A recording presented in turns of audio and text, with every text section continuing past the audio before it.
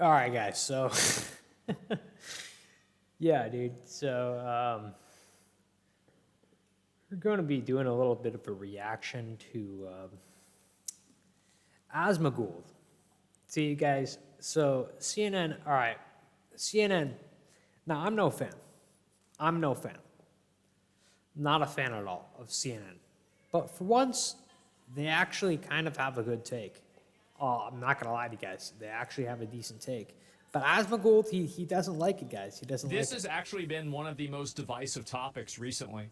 And I don't know if you guys have noticed this, but I certainly feel like I have.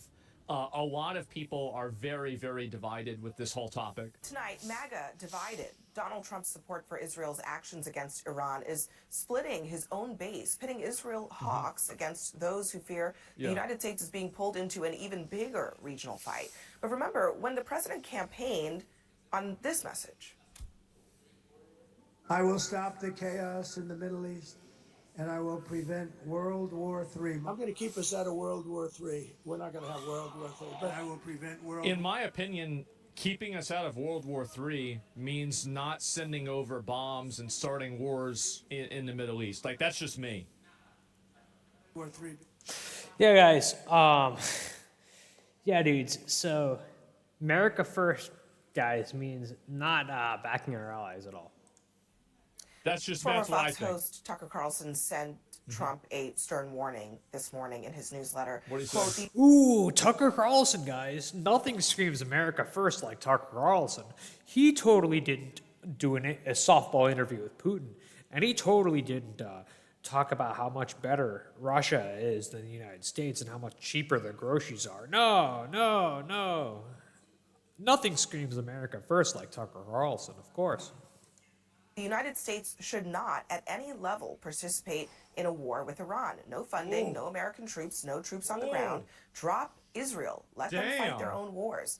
What happens next will define Donald Trump's presidency. Yeah, guys, Tucker Carlson, he's totally not paid off by the Axis.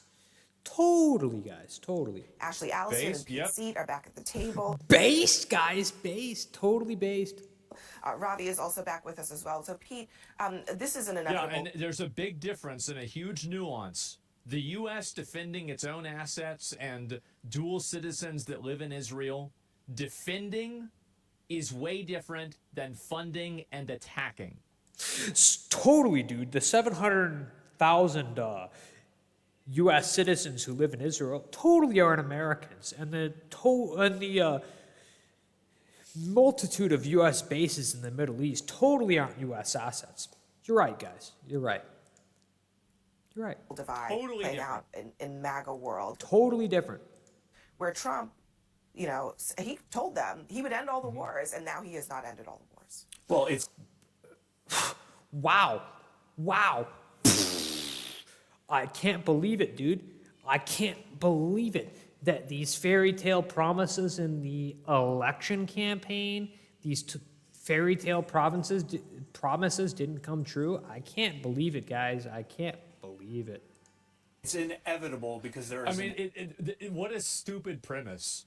It's stupid for them to expect Trump to have ended all the wars, and it was stupid for Trump to say that he was going to end all the Exactly. wars. Okay, yeah, I'm going to become president, end all the wars, everybody's going to get a bunch of money, and the U.S. is going to be the best country ever. Okay, yeah, pretty good message, to be fair, but, like, still not necessarily something I bet on. Wow, dude, I can't believe it. I can't believe it. What Trump was running on in the 2024 election was a fantasy. I'm shocked. I'm shocked. element of the MAGA base that is divorced from reality, and that Yes. is the reality of leadership. They've never read an intelligence briefing. They've never sat in the Situation Room. Donald Trump has had the benefit of doing that. The most consequential decision they've made is choosing Crest or Colgate. And so they don't understand the importance of these decisions, nor do they embrace the burden of American leadership and being the world's lone superpower and having the largest economy. And This guy's just trying to get... He's correct. He's literally correct. He's 100% correct. Finally, CNN has a actually good take. He's literally 100% correct. Justify us getting entangled into different wars as if it's incomprehensible, the idea that, like, what do you think? These intelligence briefings are some kind of hieroglyphics that can only be understood if you have like a 5,000 IQ? Is this really what? He's not saying that. He's not saying that. He's saying that he has been in the intelligence briefings and the public hasn't. If the public was in the intelligence briefings, maybe they'd understand, but they haven't been. He's not saying that they're incomprehensible. If the average American was in the intelligence briefings, they would get it. They would make the same decisions. They would understand. What you're trying to say? Most of the people that are doing that are the ones that are fixing your air conditioning unit, and they can read the circuit board on your air conditioner better than you can read the fucking ingredients on your Colgate toothpaste that you're using to insult these people with. He doesn't even know what Colgate toothpaste is. All right, for one thing. And all those people would understand the reality of the situation if they were in those briefings. It's just such a stupid, patronizing, like, talking down to, I hate this bitch. I hate this guy. What a nasty little rat. He hates him, bro. He hates him. He hates him. Disgusting, nasty little rat. He hates him, dude. He hates him. He hates what he has misrepresented what he's saying to be. He hates him. Like, as if this is some kind of fucking incomprehensible knowledge. Fully comprehensible to those who are privy to it.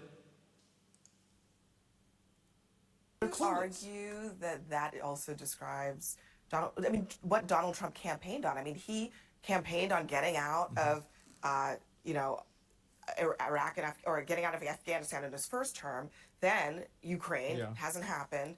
Then stopping the Gaza war hasn't happened. He has been the one who has fed. If it's a delusion, he's fed the delusion. Yeah. Yes. Yes. That we're going to end the Ukraine war on the first day. Not possible. We're going to end the war in Gaza. No. I think he's very good at sort of spotting the mood, and I'm a Crest man, by the way, but I think, in as much as there's a constituency on the left and the right that really does want to end... Crest and Colgate, those are toothpaste, right? Guys. I saw someone in the comments, Crest and Colgate, those are toothpaste, right? Put that on his gravestone. Seriously, do it. Dude, this guy doesn't even know what toothpaste is, dude. I mean, Crest and Colgate, those are toothpaste, right? Dude doesn't even know. Like, guys, are we going to be getting our information? Are we going to be getting our news from a guy who doesn't use toothpaste? Are we kidding? Procrastination isn't your fault. It's I gotta get YouTube Premium. I seriously gotta get YouTube Premium. Dudes, Crest and Colgate, those are toothpaste, right? Guys.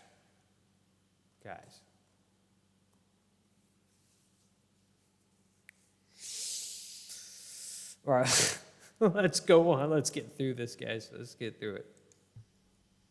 These wars around the world, Trump wants to cater to that. He is also, I think, looking at this moment and saying, well, Israel's taking out Iran's nukes.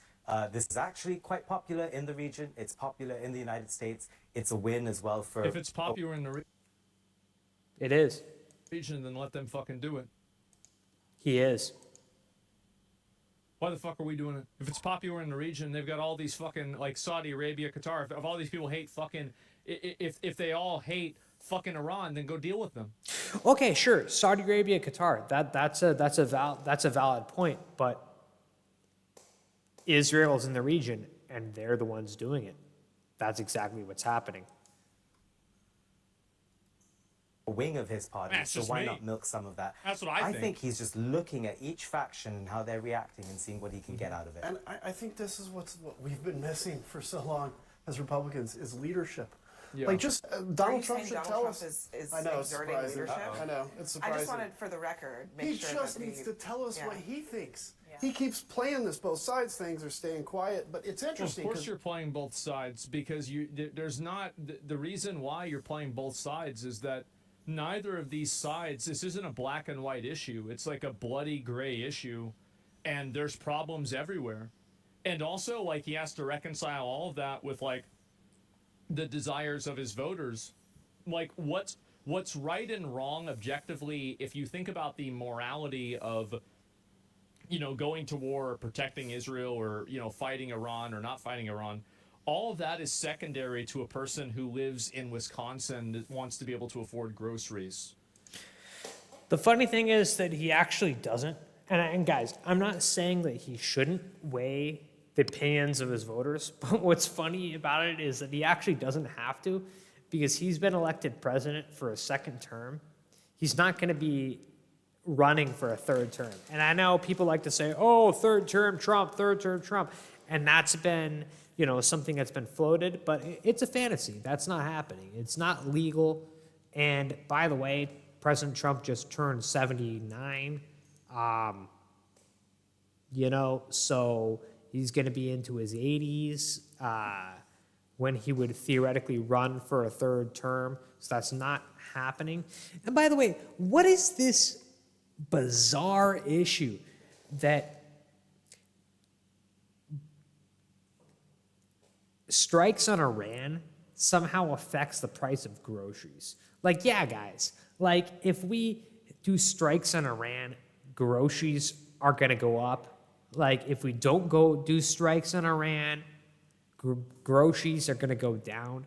It's something that has nothing at all, to do with the situation in Iran. Like, I understand people are concerned about the groceries. I'm concerned about the groceries. And look, guys, like, you know, I'm not one of these guys who's a millionaire. Like, guys, right now, I mean, my bank account is looking rough. It's looking rough. Like, I don't have a lot of money. But, like, I'm not under this weird impression that, you know, if we stay out of Middle East wars, that's going to decrease the price of my groceries. It's crazy. Like, these people don't care about these existential problems, and those are the people that voted for Trump. They voted for Trump to solve immediate domestic issues like immigration, fucking rising prices of things, stuff like that. That's why people voted on him. Now, you could say they shouldn't have or whatever, but at the end of the day, that's what they voted for. And so is it not a betrayal of trust when a person takes these people's trust that they voted on you to do this one thing, and now you think morally you're going to do something different? Well, you didn't get voted to do that. You got voted to do this. So do what you got voted to do. I think that, again, you know, the government serves the people. The president is a servant. It's not a king. And so, again, I think he should work to serve the interests of the voters. And he's correct in one thing. You know, the president is the servant, to some extent, of the people. He is the guys have to keep in mind what the word president means. The president, the one who presides over the government, right? But does that mean because some guy in Wisconsin, and including me as well, wants cheaper groceries, that means that we shouldn't pay any attention to the geopolitics of the world? Like, that's kind of a little odd. You know, I mean, when you're president of the United States, you're not just president of the United States, you're a leader of the free world. You're a leader of the most powerful country in the world. You know, inevitably, the situations that are ongoing in the world are going to have a certain bearing on your decision-making as to what you're going to do, especially when it comes to the different issues going on in the world. Is that a bizarre take? Is that a bizarre thing to comprehend? I don't think so. I don't think his voters want us going to war with you know, and helping Israel. I don't think they want. But we're not we're allowing Israel to do what they're going to do. He's saying, President Trump is saying, that if Iran strikes our bases, which is an attack against us, if they attack us, then we will join in. If they don't, then we won't. Want that. By the way, even then, to be honest with you, I think that even if they don't attack us, I think that we should definitely join in. Because the reality is, Iran is our enemy. And guys, if you don't think so, ask them. As an American Jew, I'm tired of involving ourselves with Israel. Yeah, I mean, obviously, and by the way, just because you're a Jew, it doesn't mean that you have some sort of connection to Israel, man. Like, that's like, really, I mean, if you think about it, like, just every Asian person doesn't have a connection to there. Every black person doesn't have a connection to Africa. Like, it's such a weird, it's such a weird, casually racist thing to do, isn't it? To say that? No, it's not the same thing at all. It's not the same thing at all. Dude, and yeah. Oh, dude, like, a Jewish person having a connection to Israel is the same as a black person having a connection to Africa.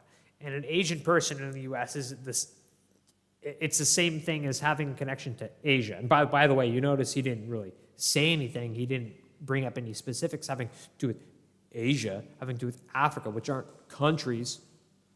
Like, as if it's the same thing. Like, as if it's the same thing to say a Jewish person has connection to the Jewish state, as if that's the same thing as saying an Asian person has connection to Asia and a black person has connection to Africa. It's not the same at all. It's not the same. It's not. Like, I don't know. I find that to be very odd. You know, where is he in the Russian-Ukraine conflict? He can't say Russia invaded Ukraine, you know, and so nobody even knows where he really stands on that. Yeah. Yeah. True. I remember a saying that I have memorized over and over, the short part of it. Ronald Reagan gave at the Goldwater Convention. He said, "We can have peace and we can have it tomorrow. Surrender." And there. Yeah. Yeah. We could have peace tomorrow. Russia, they don't even have to say we surrendered. They can just withdraw from Ukraine. They could do that. Iran could have said, we will stop working on nuclear weapons. We'll stop enriching uranium. They could have had peace. They decided not to. They decided no. They chose violence. They did. There is a surrender caucus in the MAGA base that There is. basically thinks peace at any cost, including at the reputation of the United States, is worth it. And I don't. I think one thing. There is. And guys, look on Twitter 5 minutes. Look at a post that has something to do with Ukraine. Look at a post that has something to do with Iran. You'll see it. Guys, you will see it. Though, is that Donald Trump makes a lot of promises that he can't keep, and because they're empty promises. So you say I'm going to end the war in day one of my administration. Did not happen. Many of us said that's not going to happen, especially if you're not going to tell the truth about what happened for the war to start. And there are people, to your point, in the Republican Party and MAGA who believe him everything he says, even if he says. Somebody says that's not true. From a religious standpoint, Jews do feel like they have a connection to Israel as the only Jewish state. I appreciate you cannot relate to this as you do not religion, but important to realize others are. Well, the difference is that there are people who are ethnically Jewish and people that are religiously Jewish, and that's a difference. All right. Okay. I don't know. All right. So maybe this is a bad take. Maybe people will hate on me for this take. I don't know. But for you to be truly Jewish, I think that you have to be Jewish, right? Like, you know, I get that, like, Judaism is an ethno-religious group. But, like, if you aren't personally an adherent to the Jewish religion, are you really Jewish, right? Really? I mean, maybe people might disagree with me, but the idea that Jewish people aren't intrinsically connected to the Jewish state. I mean, it's kind of an odd idea to me, and you could say, well, there are non-religious Jews that don't feel connected to the Jewish state. Well, those people don't have the religion of Judaism, right? So are they really Jewish? And again, maybe that's a bad take. Maybe that's a bad take. But personally, I think in order to be Jewish, you have to be Jewish. Crazy, right? Crazy.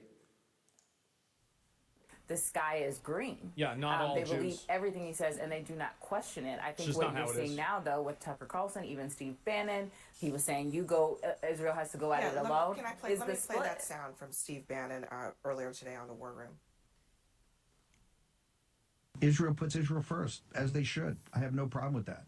But America's got to put America first. Yeah, I agree. with And him. one thing I don't like seeing is all this cheerleading going on right now, because when you're in the Middle East and dealing with ancient civilizations that are over there, unexpected things happen. We know that from 20 years of war in Afghanistan, in Iraq. Dude, yeah, the Islamic Republic of Iran, that's an ancient civilization, right? The Islamo-fascist government in Iran, that's an ancient civilization. That totally isn't just something that came up during the 80s, right? That's an ancient civilization. Yeah, right. The Ayatollahs and the mullahs, that's ancient. That's not just something that came about in the 80s. Totally no. They're isolationists, though. And 20 fucking years. It is for them. It's only about America. I'm not gonna be like Adam and give Donald Trump the leadership credibility stamp of approval tonight. Not that I think that's what you're Well, doing. wait a minute. Like, if they're isolationists, and there's a lot of them, and they voted for a person to be isolationist, shouldn't they get what they want because that's the way the government works? Shouldn't that be the way a democracy works? You might not agree with the fact that that's the case, but if a lot of people vote for something and then it doesn't happen, then democracy isn't happening. We aren't a democracy. We're a republic. Dude, okay, just because the public wants something doesn't mean they're going to get it. There is reality. The public has its desires. The public has its things that it wants. But when it runs up in the face of the brick wall of reality, sorry, guys. Look. Oh, we don't care about Iran because we don't see it. We don't see it. I live in California. My grocery prices are high. I don't know what Iran is. I've never heard of an Iran. That's far away. I don't see it. Doesn't concern me. Well, that doesn't get rid of the fact that Iran has been working on, as it's revealed by intelligence, intercontinental ballistic missiles that are capable of hitting my city and other cities in the United States. So, sorry, eventually you have to deal with reality. There's a reason we aren't a direct Athenian democracy. We're a republic. We elect leaders to represent us. The public doesn't directly make the governmental decisions. Sorry. By the way, if you wanted to work like that, there's a party for you. It's called the Democratic Party. I'm sorry. Yeah, welcome. Yeah, what the fuck is? She's using Karen logic. She's saying, well, it doesn't matter what you voted for because I've already decided what's right and wrong, and because you're not on the right side of that, well, immediately now you can't. Now you can't even vote for something. Reality makes a decision. Sorry. If a lot of people in America want America to be isolationist, then it should be able to be isolationist. No! Because the government should represent its people for better or for worse. Oh, yeah, dude. So we just go with mob rule, right? It's so weird that these people are so authoritarian. that they want to force this foreign policy on everybody. What? He wants some Athenian democracy. That's what this guy wants. He wants mob rule. The fuck is this? By that logic, you're in favor of North Korea? Yes. Trabajo remoto, buen salario y un trabajo que te gusta y tiempo para ti. Hola, soy Lalo Octavio. Sorry guys. I've got to get YouTube Premium. The same as North Korea. It's not even worth. That's not even worth responding to. Let's move on. I told him the lack of it. Okay, right. But I think Donald Trump is not stupid, and he knows that what happened last night, which is why they put the statement out they did last night, saying we did not support this move, and now it's backtracking. Even that, saying last night one thing and then today flipping the script. It's whatever he thinks at the end of the day will suit him better. And I'm not even sure it's what will suit America better. Pete, what do you make of that last point that Bannon made, which is that our experience in this region has been, to put it mildly, terrible. We have gotten into essentially quagmires by intervening. 20 years. That's the narrative, right? That's a narrative. Oh, being in the Middle East has been a total disaster. That's what we all have to accept. We all have to accept it. Iraq was a mistake. Afghanistan was a mistake. That's a narrative we all have to accept, right? Trillions of dollar war that resulted in replacing the Taliban with the Taliban. Maybe we shouldn't have withdrawn.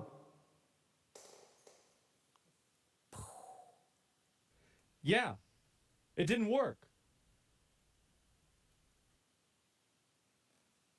Maybe we shouldn't have withdrawn. And there is a fear, especially among some of the younger folks who lived through that, this could be a very similar situation. And also, as we've been discussing earlier in the show, we don't know how this ends. It looks like bombs falling everywhere in Iran right now, but where's the end game? And those are legitimate fears to the points you made and the points. The end game is the downfall of the Iranian Islamo-fascist regime, the Islamic Republic of Iran. It's the end game is their downfall.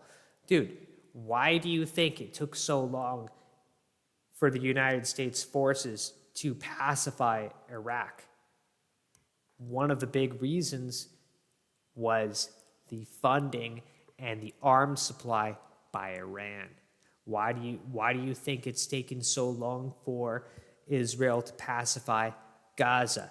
Because of the arms supply and the funding to Hamas. Why do you think the Houthis, Ansar Allah, has been so able to cut global trade off in the Red Sea?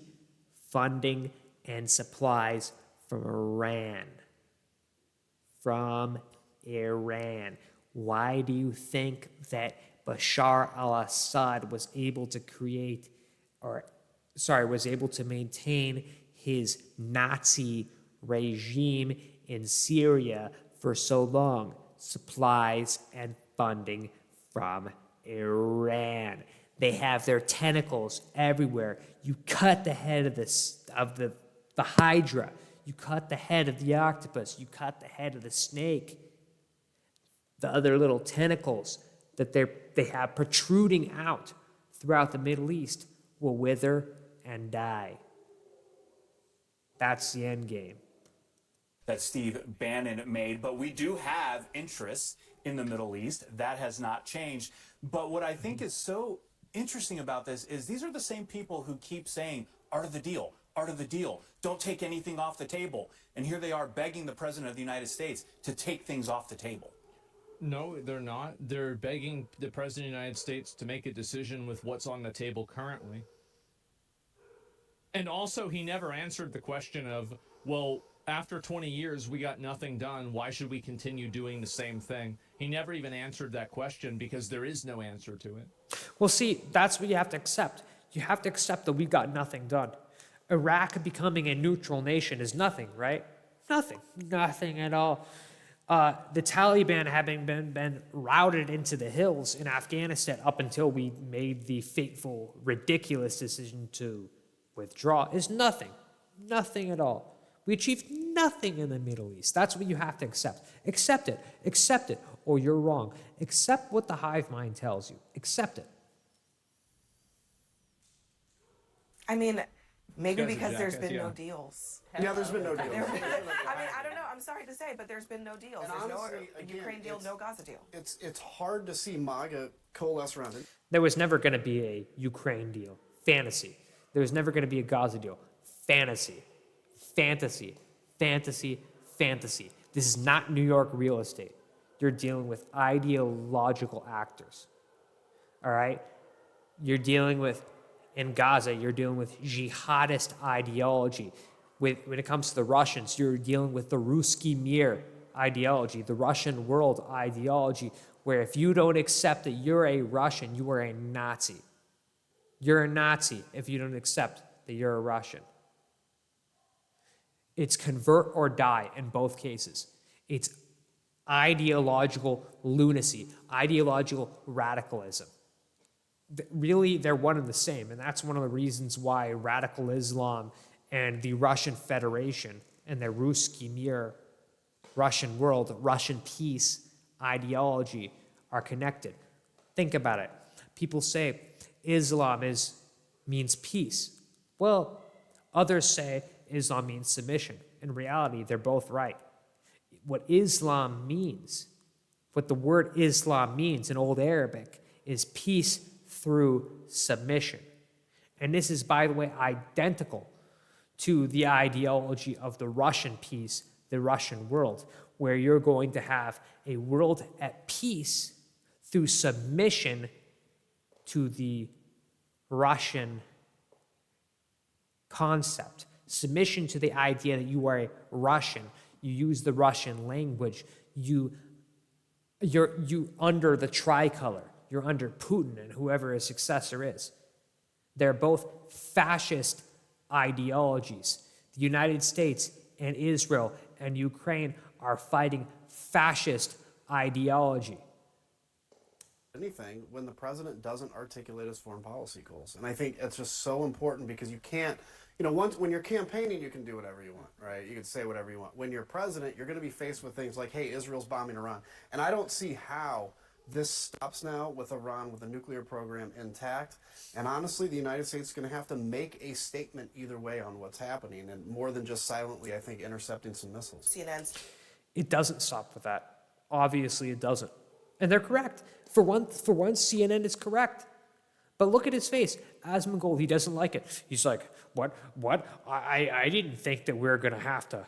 I didn't think us as the United States, as the most powerful country in the world, as a sole superpower, was going to have to get into any debacles. I thought that we were going to make a deal with Ukraine. I thought we were going to make a deal with Ukraine and Russia right away. I thought we were going to make a deal with Israel right away, or Israel and Palestine right away. I thought that the Iranians were going to agree to stop their nuclear program right away. Fantasy. Dream on. Dream on, idiots. Chief international correspondent Clarissa Ward joins us now from Eilat, Israel. Clarissa, you just arrived there. Tell us what the scene is like tonight. Intact, they literally bombed it? Yeah, they did. They did. They're bombing civilian targets while Israel is bombing where the Iranian leadership and the Islamic Revolutionary Guard leadership is located, as well as their military targets, such as their nuclear sites, such as their oil depots, while on the other hand, Iran is bombing civilian targets. Wow. Shocker. Shocker. An Axis power bombing civilian targets. I can't believe it. It's crazy. And by the way, of course, it's the same thing as Israel bombing the leaders of Iran and the valid military targets. Oh, it's the same thing. It's the same thing. Do you have any woke opinions? I'm sure I do. Yeah, I mean, I have a number of them, but like this, we're not talking about that right now. The number being all of them. I mean, fundamentally, what exactly separates him from Hassan? Like, literally, the only okay, Hassan supports Iran, okay? He supports the terrorists that they back. He supports that, okay? Then Asmagould is over here, doesn't support them, but he opposes doing anything about them, right? So, I would say that I almost have more respect for Hassan, but I don't. I ultimately have less respect for Hassan because, when he's confronted on his terrorist support, which is obvious, he tries to say, no, I don't. Like when he had the Houthi on his podcast, and he was doing this, oh, I love you, Houthi, like, oh, ha, ha, ha, ha, he tried to say, no, he wasn't a Houthi. Hassan's a coward. So, Hassan supports this stuff, but he won't admit to it. But Asmongold here opposes doing anything about it. So here's Hassan, here's Asmongold. But you guys see kind of like, isn't it so weird that they approach this with the expectation and just the assumption that the voters that wanted to be isolationists shouldn't be taken seriously? Because ultimately, look, like Hassan and Asmagould ultimately support the same action on the part of the U.S. government. The U.S. government shouldn't participate in these strikes in Iran, shouldn't supply any arms to Israel, shouldn't supply any arms to Ukraine, shouldn't do anything about what's going on. Mind you, for different reasons. Asmongold because America first, dude. How does this affect my price of groceries? And then Hassan because he outright supports the Axis. But at the end of the day, if you support the Axis versus in the United States and don't want the United States to oppose the Axis because you support them, but then you don't really support the Axis, or then another person doesn't really support the Axis, but doesn't want to do anything about the Axis, ultimately you're justifying for basically the same policy, right? As if these people don't have a right to vote for what they believe in, for better or for worse. It's insane. When we say death, we are looking at it as a separate happening. No, as we live. Dude, let's hear for Sadhguru, dude. Let's hear it for Sadhguru. Well, Abby, you can probably see behind me the sun is just starting to come up here. It's been quiet for the last couple of hours prior. Just a second. A great misunderstanding to a Jew. Israel is the promised land by God to the Jews, and they first arrived there in something like 1800 BC, and it's called Canaan. Given this, the Jews all feel a connection to it and all the prayers. So you think that every Jew... That's a religion. Yes. In the world feels a connection to Israel? I mean, I think that's a little bit of a generalization, don't you think? Well, that's the religion, right? Some of them might not like really identify with some of the core tenets of the religion, but that's the religion. I mean, like, I don't know. I mean, I've known multiple Jews that don't give a fuck about Israel personally, so I can tell you from personal experience that's not true. Prior to that, we were seeing quite a lot of activity in the skies. We heard fighter jets as we were driving across the border with Egypt because Israel's airspace is completely closed. We could see intercepts taking place. And when you talk to Israelis, and even just being here a few hours on the ground, you can see really a very clear difference, Abby, from and also, just real quick, God promised us this land. I'm sorry, but like... That's a religion. Yes. That's a religion. And I'm not a Jewish person. I'm not. And neither is Asmongold. And that's fine for us not to agree with that statement, but that is the religion. Like...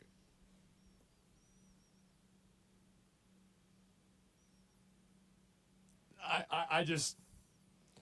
That sounds really convenient for you, doesn't it? Yeah, I don't know, man. Trips we have. It does. And that's a valid criticism of the religion.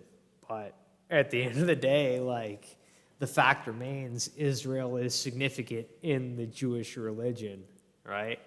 Like, you can criticize that. And I'm not going to disagree with you in your criticism of that, like saying it's convenient. I don't disagree, but that is the religion. Like, sorry.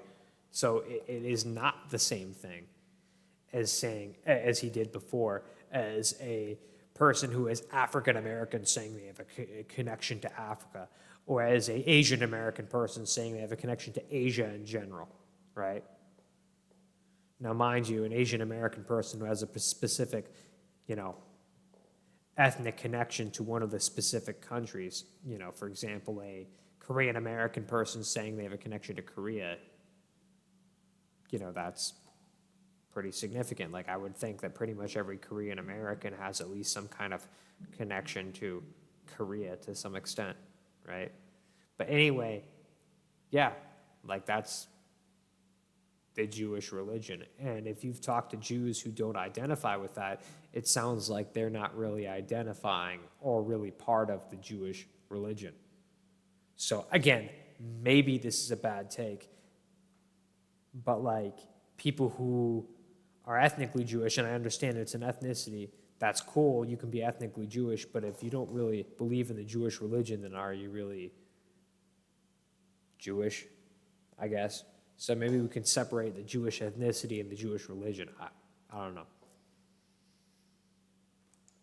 Done here from last year's tit for tat back and forth between Israel and Iran. And when you look at those startling images of the enormous damage that was done by that Iranian ballistic missile on the outskirts of Tel Aviv, as you mentioned, one woman killed, and you saw this night sky lighting up over Tel Aviv, some of them being intercepted, those missiles, but some of them getting through, and the power of those.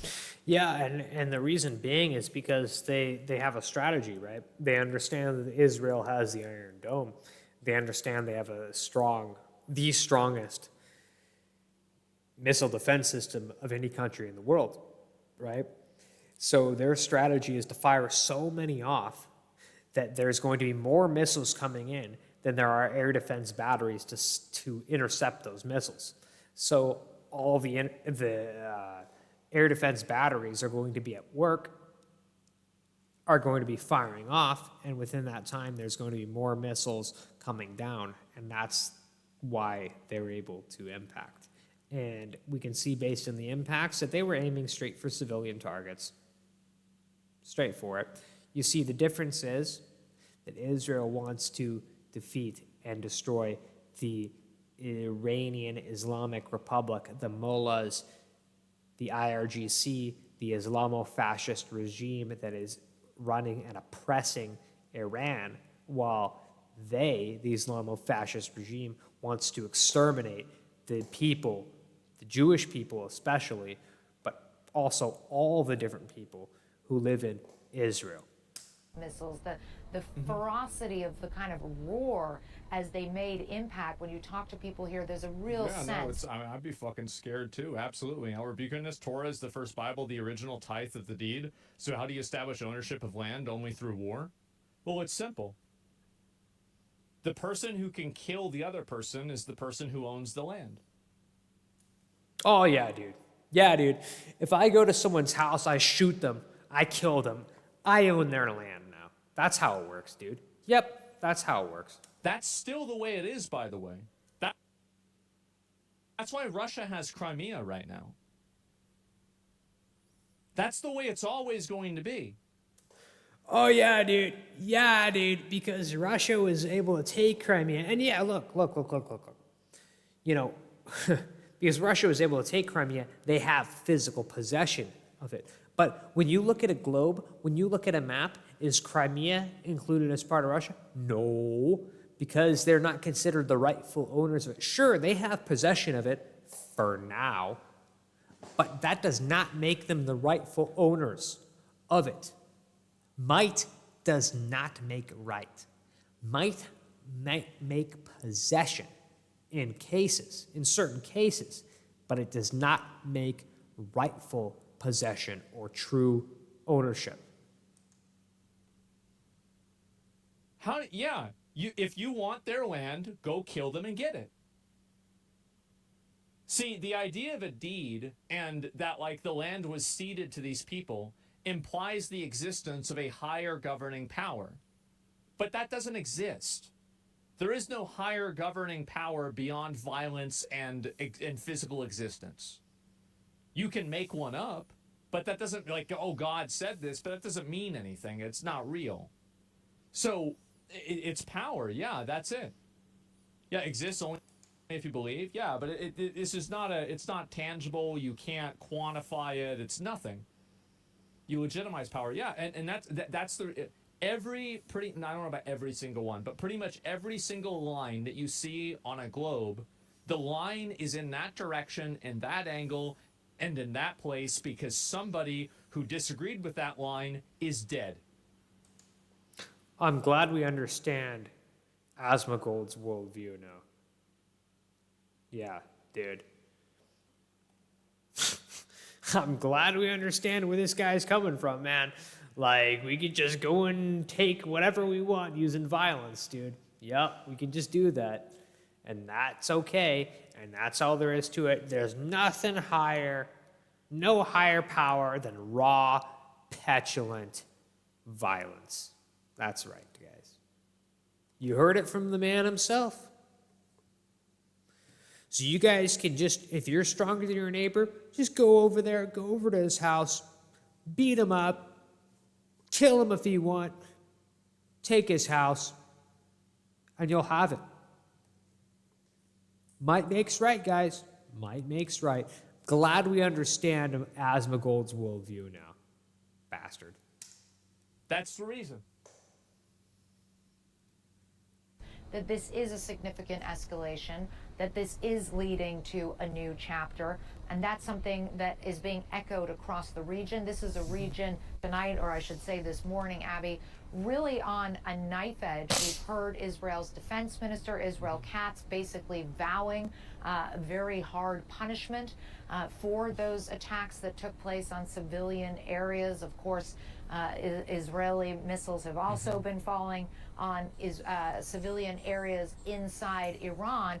And now, of course, as well, you have that threat that you mentioned from the Iranians that anyone who supports Israel in its defense, and this is a not-so-veiled threat towards the U.S. as well, is liable to be attacked. Their regional bases liable to be attacked. And that, of course, is part of the reason that we saw U.S. personnel pulled out of several embassies across the region. So definitely a sense that things are not getting quieter, that they are escalating, the dawn just breaking here, and we will see what this day brings, Abby. And Clarissa, what is your sense of the targeting here of some of these ballistic missiles that are coming in from Iran? You know, when we saw those attacks a few months ago, this barrage of missiles coming in, there very few of them actually made it into Israel, in part due to the Iron Dome. They did last night. I wonder if the sense is that Iran is deliberately targeting civilian infrastructure, or Obviously, they are. Or is their aim just not what it should be if they're trying to get at some of the military infrastructure pieces that they might be after? Well, it's both. It's both. They have bad intelligence, and also they would just like to inflict as much pain as possible, because you have to understand their goal is to eliminate the Jewish state. It's not regime change in Israel, it's the elimination of Israel. But yes, also there's an aspect of like their intelligence is not super good. Like, look, in some of the last strikes they had, you know, they hit some Israeli military targets, but they weren't like really that significant of targets. It was like they hit like a golf course, they hit like an officers club. It seems that they don't really have that good of intelligence as to where the important assets are. It seems they don't have really good intelligence as to where the leadership is. So it's a little bit of both.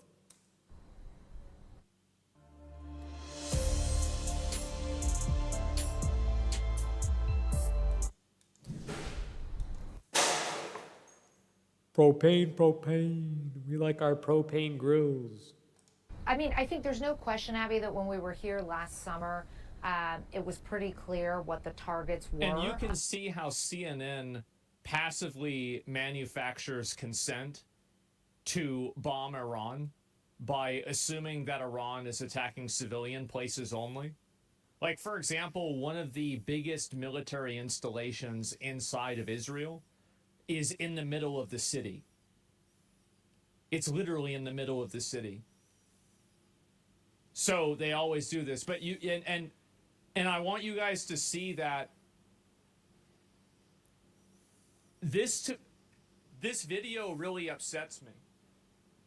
Because this video makes me feel like we this is the reason why. Let me think of a good way to say this. I think it's a mask off video that shows the duality of the manufactured positions. It's basically like right-wing people want to defend Israel because or attack Iran because they don't like Iran for, you know, a religious reason or something else. And over here, they're trying to make it out like, oh, Iran is doing this and imply this as well. So Iran is not attacking civilian infrastructure when they launch their missiles on regular neighborhoods with no leadership nearby, and when people want to attack Iran because they're an Islamofascist regime oppressing their own people, sponsoring Islamic terror throughout the country, or sorry, throughout the Middle East and throughout the world, as well as backing revolutionary movements within the United States, voicing their support for riots within the United States, and also working on an intercontinental ballistic missile, and also planning to give nuclear weapons to the Houthis, and possibly other proxy groups, while they're meanwhile chanting in their Congress, death to America and death to Israel. So that's bad that people might want to attack them because of that. Interesting take indeed. Stop defending Iran. They're sponsoring Hamas. They don't care about the people. I'm not defending Iran. But you're only arguing against the idea of attacking Iran. So you're not defending Iran, but you don't want to do anything about Iran. So it's like, that's exactly what I was saying before. Like, you know, Hassan basically supports Iran, right? So he doesn't want the U.S. to do anything about Iran. But Asmongold, see, he doesn't support Iran. But because he's America first and he thinks we shouldn't be involved in this stuff, he doesn't want us to attack Iran either. So fundamentally, they want to do like the same thing, but they just have just different justification to it. So really, I mean, Asmagould and Hassan are pretty much two sides of the same coin, basically. I'm not defending Iran at all. I'm attacking our media. I'm attacking our media by creating a false dichotomy that leads to the same conclusion because it's owned by such a small group of people that are pushing the same narrative because it's financially. So you're attacking elements, and now mind you, I'm no fan of CNN, but you're attacking elements inside the U.S. because you don't like how they're attacking elements that are opposed to the United States. So again, fundamentally, in effect, what is the difference between Asmagould's woke MAGA, Asmagould's, isolationist right, and then Hassan and his leftist factions? You notice something? They're all a bunch of leftists. They're all leftists. This faction of MAGA and Hassan's faction of the left, they're all just leftists. Beneficial for them. That's what I'm attacking. I'm not attacking it. Like, most of the people in Iran and Israel are probably great. Like, everybody I know from Israel and everybody I know from Iran is great. I don't have a problem with either one of these countries. Yeah, the governments suck, but like, I don't hate either. Why the fuck would I hate these countries? No, it's stupid. It's the media that's pushing this. And do you guys see how the media is pushing the war by trying to like signal that Donald Trump is being inauthentic with his messaging? And then on the other side, the media is trying to push the war by saying that Iran is this existential threat and we need to fight for America. This is upsetting for me to see this. I don't like this. I don't like this at all. Look, guys, what else can we really say at this point? It's pretty clear. Look, guys, at the end of the day, CNN has a good take for once, but Asmongold doesn't like it. The U.S.'s enemies are being defeated, but Asmagould is very concerned about that because of the price of groceries. So, what are we going to do? Have a good one, guys.